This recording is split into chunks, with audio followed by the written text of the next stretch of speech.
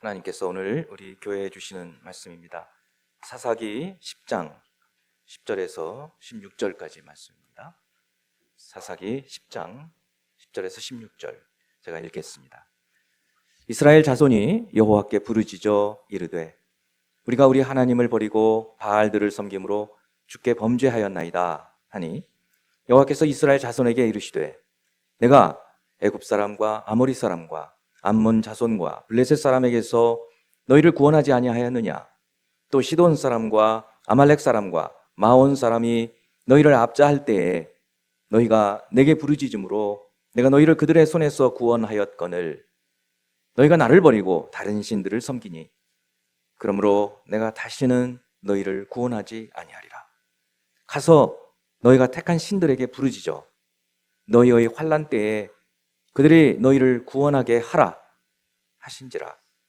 이스라엘 자손이 여호와께 여쭈되 우리가 범죄하였사오니 주께서 보시기에 좋은 대로 우리에게 행하시려니와 오직 주께 구하옵나니 오늘 우리를 건져내옵소서 하고 자기 가운데에서 이방 신들을 제하여 버리고 여호와를 섬김에 여호와께서 이스라엘의 권고로 말미암아 마음에 근심하시니라.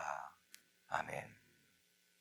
우리 곁에 계신 분들 한번 축복합니다. 여러분, 주님의 이름으로 축복합니다.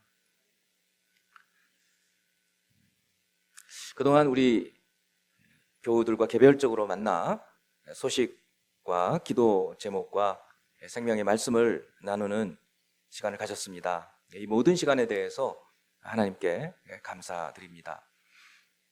이제 아직 구원의 방주이신 예수 그리스도 안에 들어오지 못한 분들을 위해서 고륙 친척이든 친지 또 친구, 지인 그런 분들을 품고 이제 그들도 구원의 방주 되시는 예수님께 들어오도록 기도해야 될 시간이 되었습니다. 탕자였던 우리, 저와 여러분이 사실 하나님 품 바깥에 있다가 하나님께 돌아온 탕자이지 않습니까? 탕자였던 우리를 따뜻하게 맞아주신 하나님께서 이제는 우리 주변에 우리가 기도하는 그분들도 따뜻하게 맞이해 주시도록 중보 기도해야 할 시점이 되었다는 말씀입니다. 이것이 하나님의 뜻이며 또 교회를 향하신 하나님의 교회를 향하신 하나님의 사명, 하나님께서 우리에게 맡겨주신 사명입니다. 오늘 사사기입니다. 본문은 하나님의 품을 떠나 고난당하던 이스라엘. 지금 이스라엘은 굉장히 어려운 처지에 처해 있습니다. 그 이스라엘이 하나님께 자기의 고난 중에 구원해달라고, 건져달라고 기도하는 그 백성들, 이스라엘 백성들의 요구와 그 요구를 들으신 하나님의 대화예요. 대화. 잘 보면. 그래서 먼저 이스라엘 백성이 말을 하고 그 말을 듣고 하나님이 응답하시는, 그리고 또 이스라엘 백성이 그 하나님 말씀을 듣고 부르짖고 거기에 대해서 하나님께서 어떤 마음을 가지시는지 이렇게 되어 있어요. 그러니까 인격적인 관계를 생각을 하시면 굉장히 쉬워요. 말씀이. 먼저 오늘 본문이 생소하니까 사사기도 내용이 좀 어렵죠. 뭔 얘기인가 싶은 얘기도 많고, 그래서 본문의 시대 상황을 이제 알면 그 다음에 이제 글이니까 우리말로 되어 있으니까 조금 생각해 보면 이런 말씀이구나 하는 것을 알게 됩니다. 중요한 것은 그냥 글로 쓰여져 있는 메시지, 그건 수단이거든요. 한글로 되어 있잖아요. 그 속에 담겨 있는 하나님의 마음이 중요해요. 그 하나님의 뜻이 중요하다는 거예요. 그것을 찾아내야 돼요. 그 생각으로 오늘 본문을 좀 접하셔야 됩니다. 사사기는 모두 21장으로 되어 있는데 오늘 본문이 몇 장이죠? 10장이에요. 중간쯤 되어 있어요. 그런데 사사기이기 때문에 사사들의 이야기입니다. 사사기에는 모두 12명의 사사가 등장을 하고 16장까지 사사 이야기예요. 17장부터 마지막 21장까지는 두 개의 큰, 좀 앞에 있는 사사 이야기와 다른 별개의 이야기예요. 자, 그렇다면 16장까지가 사사 이야기인데 오늘 10장이에요. 중간쯤 되어 있어요. 사사가 본격적으로 등장하는 것은 한 3장부터니까. 그렇습니다. 그리고 사사기가 어디쯤 속해 있냐면 우리는 이스라엘 백성들이 출애굽기에서 출애굽하고 레위기는 출애굽기와 같은 지점인 시내산에서 하나님 말씀을 주시고 그리고 성막이 다 완공되고 유월절을 마치고 광야길을 걷는 민수기 이야기 그리고 모압 평지까지 40년이 걸려서 요단강 동편 바로 있는 모압 평지에서 다시 이전에 전해주셨던 말씀을 새로운 세대들에게 주시는 신명기 말씀 그리고 그들이 이제 모세는 죽고 여호수아의 지휘 아래서 가나안 땅에 들어가서 가나안을 먼저 정복하고 그리고 땅을 분배하는 그래서 지난주에는 그 여호수아서 이야기 정복과 분배 이야기까지 우리가 다 들었던 거예요. 그리고 나서 사사시대가 시작이 되는데 이야기가 사사시대의 이야기가 좋은 얘기가 아니에요. 그래서 이제 오늘 말씀을 듣게 되는 거예요. 이제 어느 때쯤으로 와 있는지 우리가 알고 있어요. 또 특히 이제 10장의 이 본문은 이미 7명의 사사가 등장을 했고 사라졌어요. 그 12명이니까 앞으로 5명의 사사가 등장할 거예요. 근데 그 사이에 놓여 있는 본문이에요. 그러니까 이미 이스라엘 백성들이 사사시대의 사이클이 있어요. 하나님 말씀을 따르지 않아요. 그러니까 하나님은 외적을 보내서 이스라엘 백성들을 아주 고통스럽게 해요. 그러면 그 고통 가운데서 살려달라고 부르짖어요. 그러면 하나님이 사사를 일으켜서 그들을 구원해내요. 평안이 와요. 그러면 또다시 하나님을 잊어버리고 또 범죄해요. 이 악순환이 계속되는 거예요. 그것이 벌써 7번 되었어요. 지금 오늘 본문이 놓여있는 자리가 거기에요.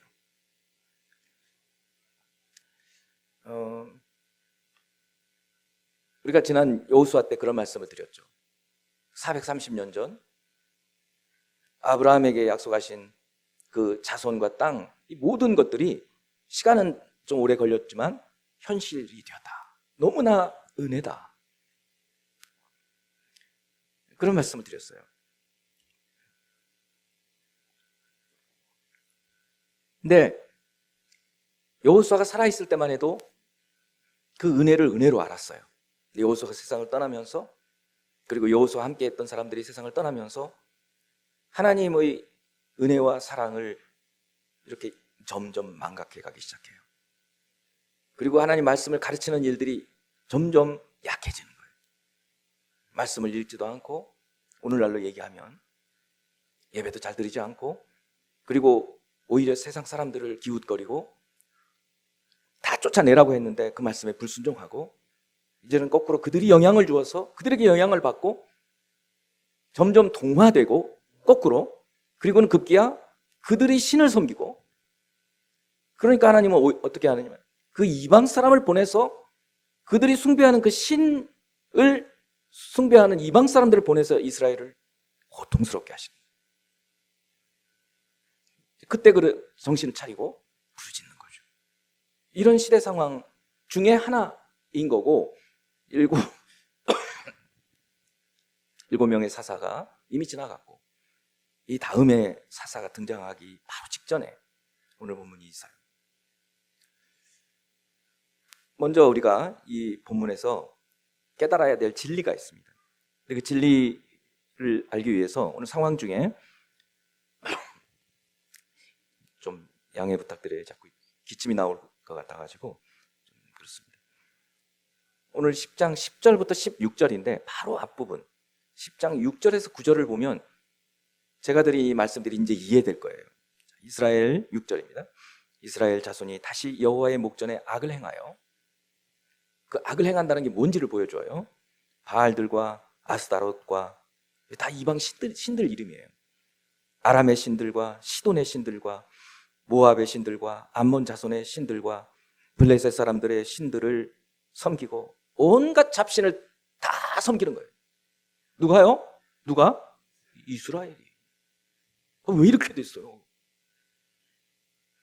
여호와를 버리고 그를 섬기지 아니함으로, 하나님의 택한 백성인데 그렇게 출애굽하면서 모세 애지중지 이렇게 40년 이끌어왔고, 여호수아가 정복 전쟁을 통해서 하나님의 은혜로 하나님 백성으로 삼아놓고 모든 율법들을 주시고 예배, 절기 모든 것을 가르쳐 주셨는데 이게 웬일이에요?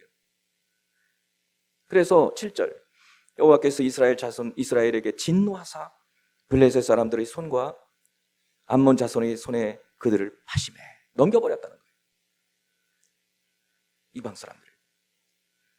그랬더니 그 해에 그들이 요단강 저쪽 길르앗, 자, 여러분한테 퀴즈. 요단강 저쪽이면 어디예요? 요단강 동쪽, 요단강 서쪽, 어딜까요? 요단강 동쪽을 말합니다.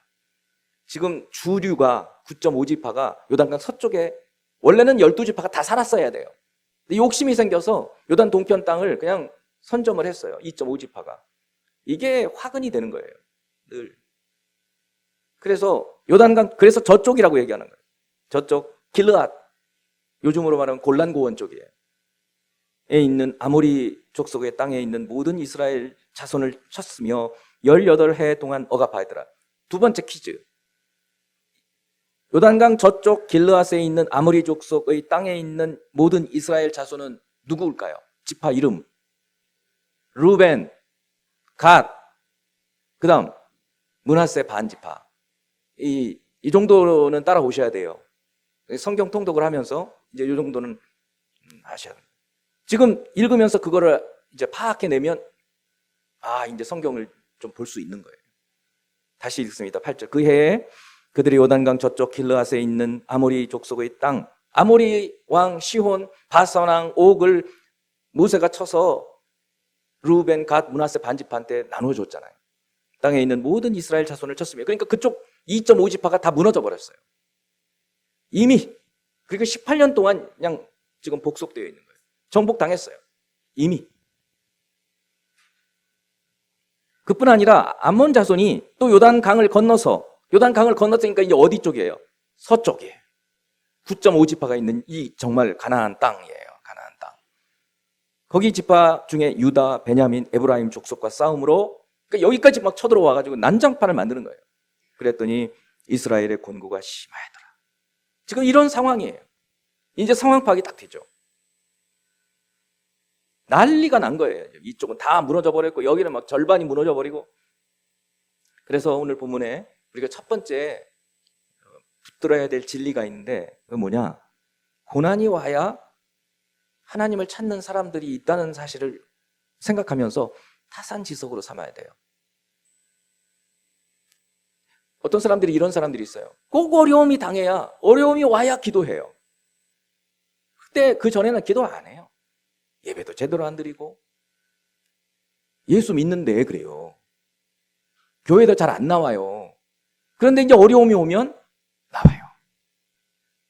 그런 사람들이 있다는 거예요. 여기 계신 분들은 그렇지 않아요. 그런 사람들이 있어요. 여기 계신 분들 중에 그럴 수도 있어요.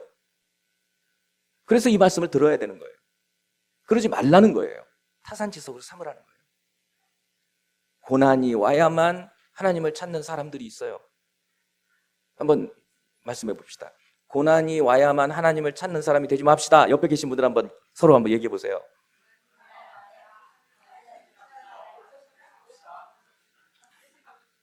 네, 스스로에게 먼저 당부하면서. 자, 그리고 이제 오늘 본문 10장 10절로 들어갑니다. 이스라엘 자손이 고난이 오니까 부르짖어요. 여호와께 부르짖어 이르되. 그러니까 이스라엘 자손이 먼저 하나님께 나와서 말을 하는 거예요. 대화. 우리가 우리 하나님을 버리고 바알들을 섬김으로 주께 범죄하였나이다. 이건 뭡니까? 보통 우리가 잘 하는 그 표현들로 하면 이 내용은 뭐예요? 회개죠, 회개. 회개 아니에요? 아니, 자기 죄에 범했다고 얘기하는 거 아닙니까? 주여, 우리가 잘못했어요 하는 거잖아요. 다시요. 여호와께 부르짖어 이르되, 그 다음부터요. 우리가 우리 하나님을 버리고 바알들을 섬김으로 주께 범죄하였습니다. 죄를 졌어요. 무슨 죄를 졌냐면 바알, 이방의 우상을 섬기는 죄를 졌어요. 하나님을 버리고 우리 잘못했어요. 그런 얘기죠. 근데 이 회개가 진정성 있는 회개인지 아닌지 생각을 해봐야 돼요. 여러분, 참회 기도 드리는데 얼마나 진정성이 있는 기도를 드리는지, 진정성 있는 참회를 하는지, 또 다른 때라도 회개 기도를 할 때 정말 얼마나 여러분의 그 참회의 기도가, 회개의 기도가 진정성이 있는지 좀 생각해 보셔야 된다고요.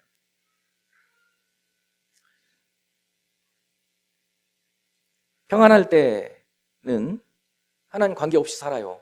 그러다가 고난이 오면 그때서야 하나님, 제가 잘못했어요. 이번만, 이 어려움만 좀 벗어나게 해주세요. 이렇게 기도한다는 거예요. 이런 신앙이에요. 이런 신앙. 지금 이스라엘 백성들이, 사사시대의 이스라엘 백성이 그거예요. 하나님, 잘못했어요. 이번 위기 좀 위기에서 건져주세요. 이런 신앙을 위기신앙이라고 그래요. 위기신앙. 위기가 닥쳐야만 믿어요. 믿음이 다시 생겨요. 아예 예수를 안 믿는 하나님 자녀가 아닌 사람이 아니라, 그런 사람은 지금 대상이 아니에요. 하나님을 믿는데 그 믿는 이 사람이 언제만 믿는 것처럼 보이느냐면 어려움이 왔어야만, 위기를 당해야만 하나님을 찾는 그런 사람들이 있다고요. 근데 그런 사람들이 되면 안 되지 않겠어요? 그걸 말씀을 드리는 거예요. 근데 지금 이 사람들이 그런 모습을 보이고 있는 거예요. 이미 7번의 사이클 동안 그래 왔잖아요. 전에도 위기가 왔을 때 하나님 건져주셨어요. 사사를 통해서. 그러면 조금 괜찮았다, 또다시 죄를 범하고, 또다시 죄를 범하고, 그렇게 되었던 거예요. 그럼 어떻게 해야 되는가? 어떻게 해서라도 우리가 위기가 안 왔을 때, 위기가 아닐 때, 평안할 때 어떻게 해서라도 하나님하고 잘 지내도록, 하나님을 찾고 하나님께 기도할 시간을 찾아내고 하나님 말씀을 들으려고 하고 예배도 제대로 드리려고 하고 평안할 때 그래야 되는 거예요. 그런데 이 위기 신앙을 가진 사람들은 그러지 못해요. 평안할 때는 그냥 하나님 없이 지내다가 위기가 오면 아차, 기도해야지. 그런 사람들. 여러분 어떻습니까? 여러분 그렇지 않으시죠? 그래야 돼요. 근데 지금 이스라엘은 이 모습 속에 있는 거예요. 자, 두 번째는 이런 이스라엘의 모습에 대해서 하나님은 어떻게 하시느냐면 그 기도를 응답을 안 하셔요. 오히려 그들의 죄를 드러내셔요. 그들의 죄를 예를 들면 적어가지고 딱 눈앞에 보여주시는 거예요. 그 죄를 직면하게 하시는 거예요. 그렇다면 제목 읽어봅시다. 죄를 직면하게 하시는 하나님. 11절부터 14절까지 내용을 봅니다. 이제 아까는 이스라엘 백성이 죄야 우리 구원해 주세요. 우리가 잘못했어요. 하나님 버리고 바알들을 섬겼어요. 잘못했어요. 그러니까 하나님 말씀이에요. 여호와께서 이스라엘 자손에게 이르시되, 그다음부터가 이제 하나님 메시지예요. 내가 애굽 사람과 아모리 사람과 암몬 자손과 블레셋 사람에게서 너희를 구원하지 아니하였느냐? 그러면 질문했잖아요. 그럼 이스라엘 백성이 뭐라고 했겠어요? 뭐라고 대답했겠어요? 아니, 여러분 대답해 보세요. 이런 사람들에게서 너희를 구원하지 아니하였느냐? 아, 예, 맞습니다. 애굽 사람에게서 건졌잖아요. 출애굽 때 모세. 아모리 사람은 제가 아까 얘기했죠. 요단 동편 아모리 왕 시온, 바선 왕 목, 이들을 멸해가지고 거기에 지금 두 지파 반 지파가 분배해 줬었잖아요. 거기서 이미 거기서 건져줬어요. 암몬, 블레셋, 이 사람들은요, 이 사사, 아까 제가 말씀드린 지금 사사기 10장 이미 7명의 사사가 있었다고 그랬어요. 이미 블레셋, 암몬 사람들이 쳐들어왔을 때 사사를 세워서 사사를 통해서 건져내신 그 이야기를 지금 생각나게 해주시는 거예요. 또 12절 시돈 사람과 아말렉 사람과 마온 사람이 너희를 압제할 때에 너희가 내게 부르짖음으로 내가 너희에게 그들의 손에서 구원하였는데, 이것도 이미 그 7명의 사사 중에 어떤 사람은 아말렉에게서, 어떤 사람은 이 마온이라는 사람, 미디안 사람들인데 미디안에게서 기드온이라는 사람이 그랬죠. 이렇게 이 지금 이스라엘 백성들은요, 사사시대의 이스라엘 백성들은 이 이야기를 낱낱이 다 알고 있는 거예요. 마치 얼마 전에 있었던 것처럼. 지금 우리는 미국, 이스라엘하고 이란과 지금 전쟁하는 모습을 보고 있잖아요. 마치 그런 것처럼 생생하게. 얼마 전에 너희들을 그 어려움에서 건져내주지 않았느냐? 여기도 예, 맞습니다. 지금 이스라엘이 무슨 죄를 지었는지, 무슨 잘못을 했는지를 지금 말씀하시기 위해서 빌드업 해가고 계시는 거예요. 13절에 그랬는데 너희가 나를 버리고 다른 신들을 섬기니. 기가 막히는 일 아니에요. 그동안 모세와 7명의 사사들을 통해서 여호수아까지 하면 모세와 여호수아와 그리고 7명의 사사들을 통해서 어려움이 있을 때마다 이스라엘 백성 너희를 구원해 주었는데 너희가 나를 버리고 다른 신들을 섬긴다고? 그런 너희를 내가 구원해 주겠어? 13절을 보세요. 너희가 나를 버리고 다른 신들을 섬기니 그러므로 내가 다시는 너희를 구원하지 아니하리라. 아니 하나님 어떻게 이럴 수 있어요? 이렇게 말할 수 있어요? 없어요. 낯짝이 있어야죠. 어떻게 그렇게 얘기할 수 있어요? 뻔뻔하게. 하나님이 이렇게 얘기하셨는데 내가 다시는 너희를 구원하지 않는다. 그뿐 아니에요. 14절 가서 너희가 택한 신들에게 부르짖어. 너희가 택한 신들한테 기도하라고. 너희의 환난 때에 그들이 너희를 구원하게 하라. 그래서 너희가 섬기는 그 이방신이 너희를 구원하게 부르짖어 가서. 이제 하나님 마음을 좀 읽으시겠어요? 그렇죠? 그냥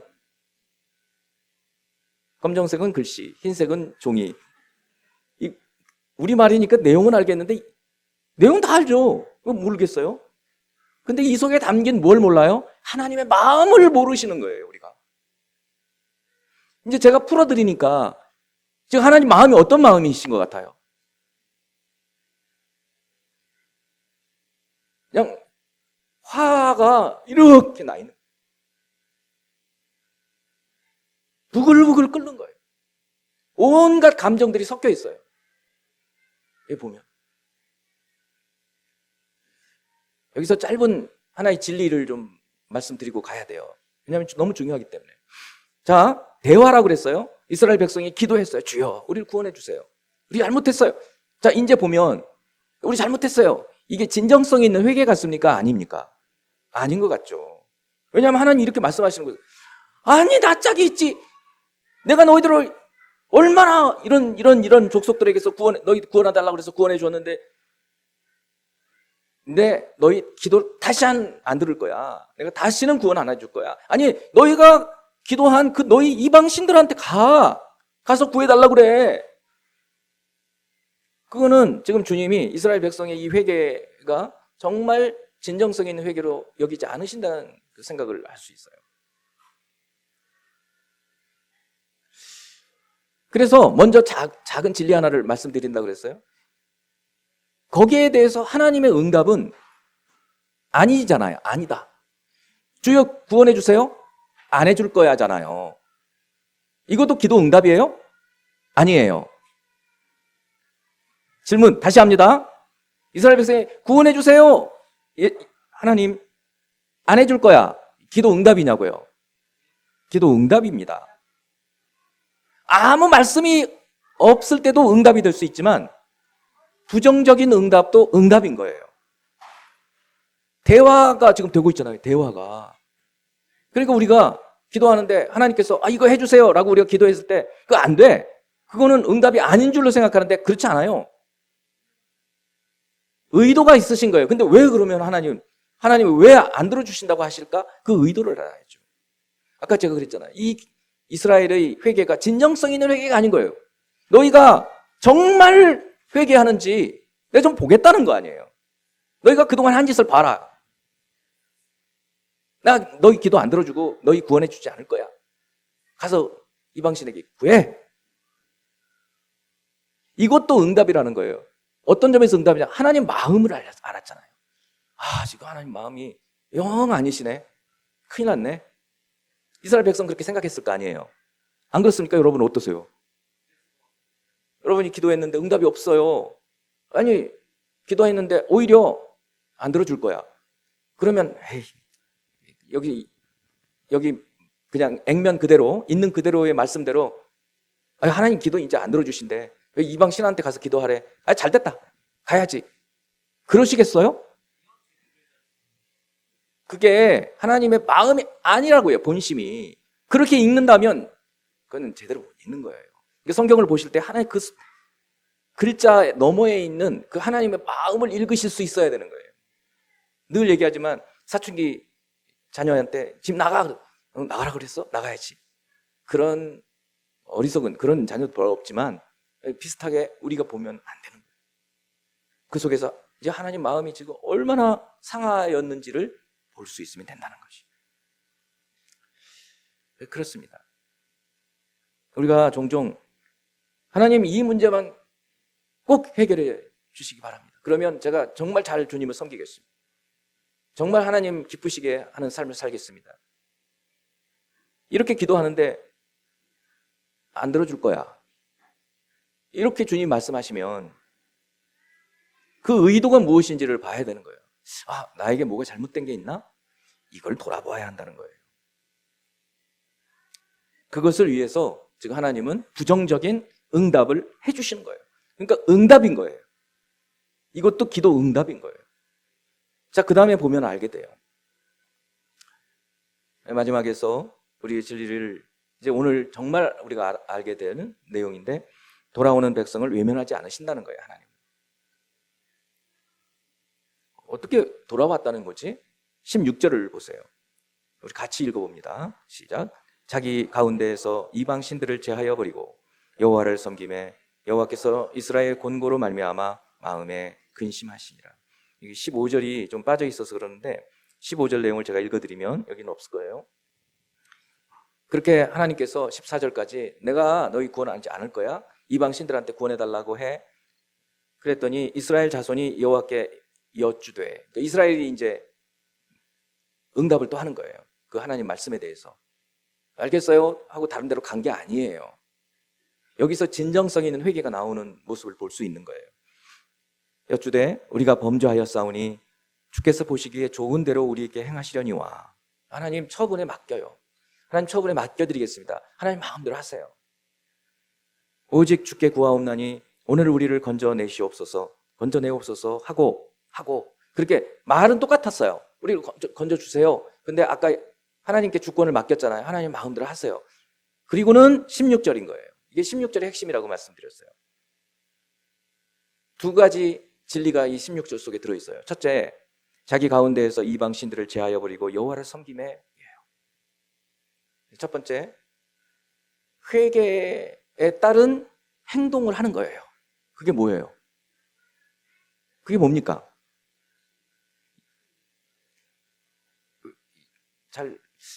제 설교가 지금 좀 부족한가요? 이스라엘 백성들의 진정성이 있는 회개의 모습을 볼 수 있는 게 지금 상반절에서 뭐를 보고 진정성이 있는 회개라는 것을 알 수 있게 되겠어요? 이방 신들을 제하여 버리잖아요. 이전에는 이런 행동이 없었어요. 우리가 범죄했습니다. 우리가 바알을 섬기는, 하나님을 버리고 바알을 섬겼습니다 하고 입으로 회개는 하지만 행동의 변화가 없었어요. 근데 이번에는 자기들이 신이라고 만들어 놓은, 값비싸게 만들었을 거 아니에요. 돈 들여서. 그걸 다 깨부셔버리는 거예요. 그리고 여호와를 섬겼다는 거예요. 그러니까 회개에는 행위가 따라야 돼요. 그거를 세례 요한은 뭐라고 했냐면 회개의 열매라고 얘기하는 거예요. 뭔가 변화가 있어야지, 삶에서. 예수 믿었으면 변화가 있어야지. 똑같으면 그거는 예수 믿는지 안 믿는지 알 수가 없어요. 나무는 그 나무가 어떤 나무인지를 뭐로 보면 아냐면 열매로 안다 그래요. 열매로 그 나무를 알리라 그랬어요. 악한 나무는 악한 열매를 맺고 선한 나무는 선한 열매를 맺어요. 예수님 하신 말씀이에요. 그러니까 이때 이스라엘 백성들이 11절에서 14절까지 하나님께서 줄줄이 쭉 얘기하시는 자신들의 죄를 적발하시는 모습을 깨닫고 진정 회개하는 거예요. 하나님 마음대로 하셔요.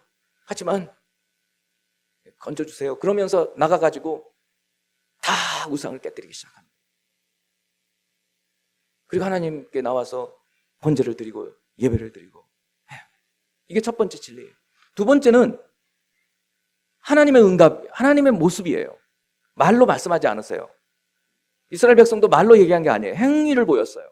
하나님 여호와께서 이스라엘의 곤고로 말미암아 마음에 근심하시니라. 이스라엘의 그런 모습을 보며 이 마음에 근심하시니라, 이 근심하시니라는 번역, 우리말로 이렇게 번역되어 있는 것에 원래 히브리어 원어는 어떤 뜻이냐면 우리 말에 애가 타다는 말 있잖아요. 애간장이 높다. 그 표현이에요. 애가 타다. 그 이스라엘의 그런 모습을 보고 이스라엘의 곤고로 말미암아 막 애가 타시는 거예요. 하나님 마음을 읽으실 수 있죠. 하나님께서 이스라엘 버렸어요? 안 버렸어요? 안 버리신 거예요. 더구나 이제 진짜 이놈들이 진짜 회개했구나 하는 그런 회개의 열매의 모습을 보면서 어떻게 해야 되지? 어떻게 해야 될까? 근심하시는 거예요. 그래서 근심으로 번역을 했어요. 근데 애타하시느니라 라고 번역해도 아주 좋은 번역이 되는 거예요. 여러분, 신약에서 예수님께서 말씀하신 탕자의 비유 모르는 분이 없어요. 근데 중요한 것은 탕자의 비유와 함께 두 비유를 먼저 얘기하셨어요. 첫 번째는 100마리의 양 중에 한 마리 잃어버렸는데 그 목자가 잃어버린 그 양을 찾기 위해서 찾아서 결국 찾아서 큰 기쁨을 누린 것. 두 번째는 어떤 여인이 은화 드라크마, 그 드라크마는 어떤 거냐면 이거예요. 결혼을 할 때 신랑이 신부에게 선물을 줘요. 은화 10개 세트예요. 세트를 늘 아주 마치 결혼 반지처럼 그렇게 선물을 줘야 되는데 그 중에 하나를 잃어버리면 파혼 아니면 이혼 사유가 될 정도인 거예요. 그러니까 하나가 없어졌으니 어떻게 애가 타서 온 집안을 쓸면서 결국 찾아서 야, 네가 찾았어. 그냥 은화 한 돈이 아니에요. 이게 이혼 당하느냐 마느냐의 사건이에요. 그리고 마지막에 탕자의 비유가 나오는 거예요. 그런데 중요한 것은 이 말씀을 언제 누구에게 왜 하셨느냐는 거예요. 이 말씀을 하신 그 배경이 있어요. 그게 뭐냐? 많은 세리들하고 죄인들이 예수님의 말씀을 들으려고 구름대같이 몰려왔어요. 그래서 막 예수님과 함께 집에 들어가서 대화도 나누시고 식사도 같이 하시고 막 이랬어요. 그런 모습을 바리새인과 서기관들이 보고 수근거렸을 때 뭐라고 수근거렸냐면 이 사람이 죄인들과 함께 음식을 먹네? 라고 했을 때 이 세 비유를 하신 거예요. 그리고 마지막 비유가 탕자의 비유예요. 그 내용은 너무 잘 알고 있어요. 그런데 한번 생각해 보세요.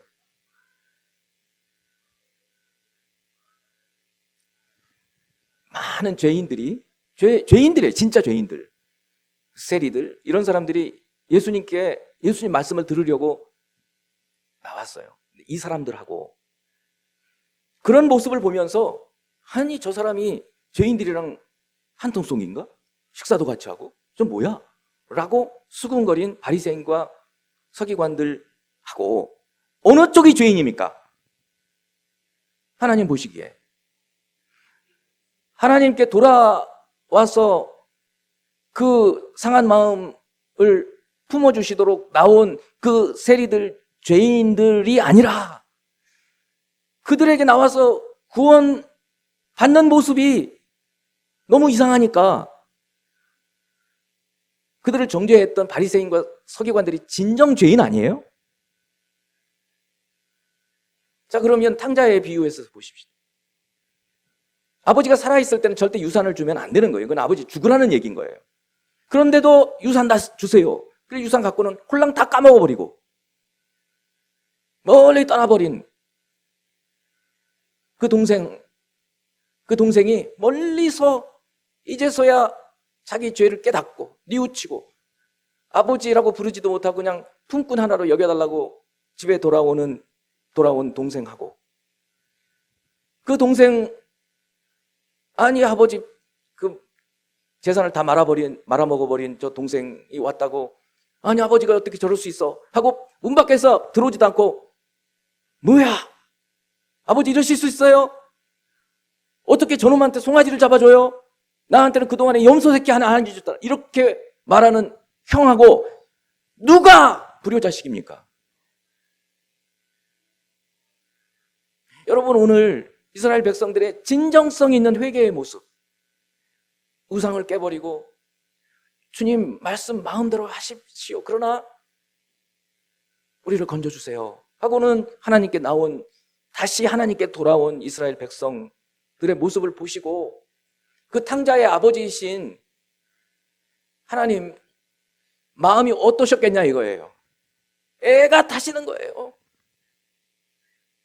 그 탕자의 비유에서 그 아버지가 그냥 버선발로 뛰어나가서 그 아들을 안고 가장 좋은 곳으로 입히려고 하지 않습니다. 성도 여러분, 그동안 이제 2달 반 동안 신방을 마치고 이제 우리의 고륙 친척들, 친구, 친지, 그리고 지인들을 구원의 방주 되신 예수 그리스도 안으로 초대하고 돌아오게, 그럼 돌아올 때 품어주시는 그 하나님께 우리는 이미 그렇게 돌아와서 하나님의 품 안에 있는 자녀들이거든요. 이제는 우리 주위에서 우리가 알고 있는 그런 분들이, 주님께 들어오지 못한 사람들이 주님께 돌아와서 진정으로 회개하고 하나님의 품에 안길 수 있도록 함께 중보하고 기도해야 되지 않을까요? 그것이 그 맏 아들이 해야 될 모습 아닐까요? 너 정말 고생했구나. 그동안 고생했다. 너 우리가 얼마나 걱정했는지 몰라 하면서 품어주어야 정말 맏아들 아니었을까요? 예수님은 그 맏아들이 바리새인과 서기관들임을 보여주신 거예요. 그리고 그 탕자들이 죄인들과 세리들임을 보여주신 거예요. 오늘 우리는 이 현장에 있어요. 저도 사역이 오래 남아있지 않아요. 남아있는 사역 동안 정말 우리가 해야 될 일은, 교회에 주신 사명은 그것이에요. 우리에게 있는, 우리 주변에 아직 구원의 방주 되신 예수 그리스도 안에 들어오지 못한 사람들, 어떻게 해서라도 그들도 돌아와서 따뜻하게 품어주시는 하나님의 품에 안기고 진심으로 그들의 허물을 회개하고 돌아와서 품에 안기고 따뜻한 그 아버지의 집에서 살 수 있도록 우리가 맞아주어야 되지 않겠습니까? 그것이 우리 교회에게 맡겨주신 주님의 사명입니다. 이 사명을 함께 짊어지고 가실 마음 있으십니까? 있으십니까? 우리가 할 수 있는 최선을 다하면 주님께서 열매를 맺게 해주실 줄 믿습니다. 기도하겠습니다.